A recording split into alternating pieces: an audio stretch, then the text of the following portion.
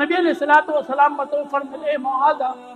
دا زما اوس آخری ملاقات دی. نبی علیہ الصلوۃ والسلام هغه شبیهه وپېژنو موږ به ښه جواب ورکړو په قبر کې. حضرت معاذ بن جبل رضی الله تعالی عنہ نبی علیہ الصلوۃ والسلام د یمن گورنر جوړ کړ. چې کله رخصت نو د ثنیۃ الوداع پورې نبی علیہ الصلوۃ والسلام د سره لاړو واعظ وتکو نصیحت وتکو او چې کله رخصت نو نبی علیہ الصلوۃ والسلام متو فرمائے اے معاذ دا زما اوس آخری ملاقات دی.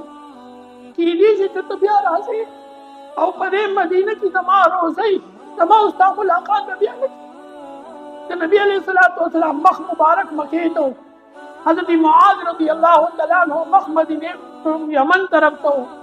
نبی علیہ الصلوۃ والسلام هم چړل معاذ رضی الله تعالی عنہ هم چړل. چې کله رخصتو نو حضرت معاذ رضی الله تعالی عنہ په جړا شو د الله رسول اخرنی ملاقات او زه بنیم. نبی علیہ الصلوۃ والسلام ته فرمایل ډېر خپل نصیحت ورته فرمایي اے معاذ د قیامت پورت په ټولو نه نږدې ما ته هغه خلک دي چې کوم زیات تقوادار او پرهیزګار